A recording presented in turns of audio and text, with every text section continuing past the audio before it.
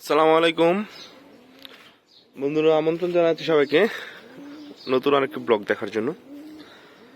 তো আপনারা জানেন গতকালকে রাত্রে প্রচুর পরিমাণ জ্বর হয়েছে। আপনাদের এদিকে হয়েছে কিনা জানি না, আমাদের নরসিংদীতে প্রচুর প্রচুর পরিমাণ জ্বর হয়েছে, বৃষ্টি হয়েছে রাত্রে।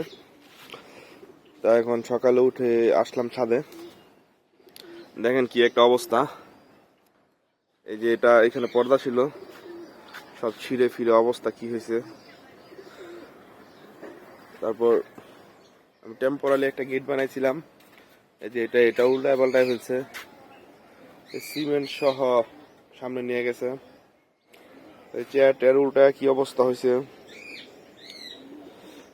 দেখি কবুতর সব ঠিক আছে কিনা। তারপরে এই যে এখানে আমার একটা গাছ উল্টা গেছে,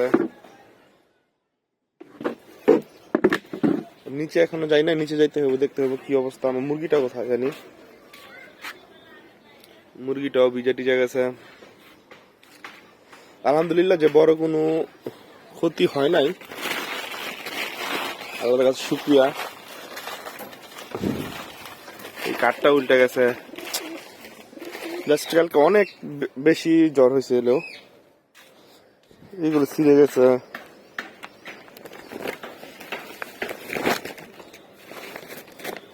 না তেমন বড় কোনো ক্ষতি হয় না আলহামদুলিল্লাহ। নিচের অবস্থা, নিচেও তেমন কোনো বড় ক্ষতি হয় নাই।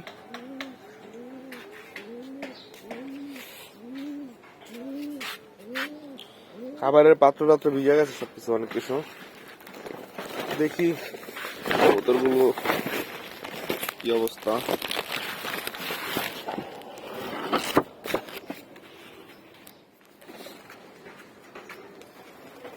কবুতর সব ঠিকই আছে দেখা যাচ্ছে আলহামদুলিল্লাহ, আল্লাহ ভরসা।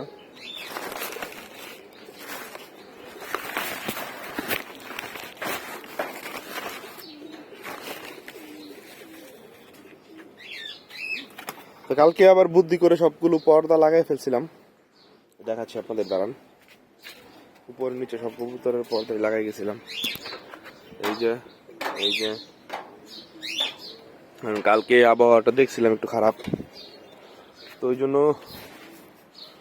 পর্দাগুলো আমি নিজে আগেই লাগাই গেছিলাম।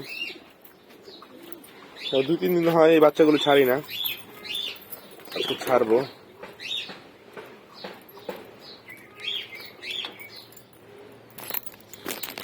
কারণ বাচ্চাগুলো ছাড়া দরকার আছে।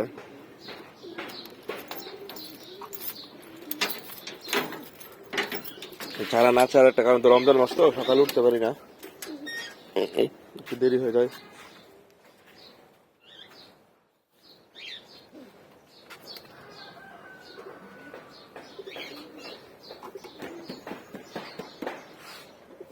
নিচে জায়গাগুলো পরিষ্কার করতে হবে, নিচে অনেক ময়লা টলা হয়ে গেছে।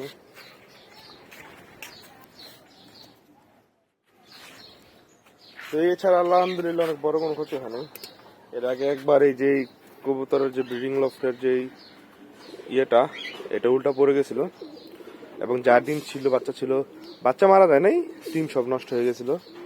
এই যে এবার এটা দিয়ে দিছি বেঁধে সাপোর্টের জন্য, কারণ এখন যে কবুতরের বাচ্চা আছে, ডিম আছে, এগুলো নষ্ট হলে অনেক কষ্ট পাবো আমি, কারণ সবগুলো রেজাল্ট করা কবুতরের ডিম বাচ্চা দেওয়া আছে।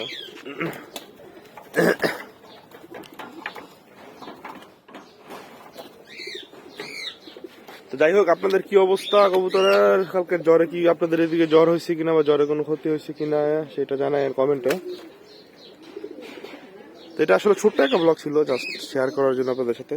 এই যে আমার মুরগিটা ভিজে একবার একাকার হয়ে গেছে, আর এটা নির্দিষ্ট কোনো ঘর নাই, বাইরেই থাকে।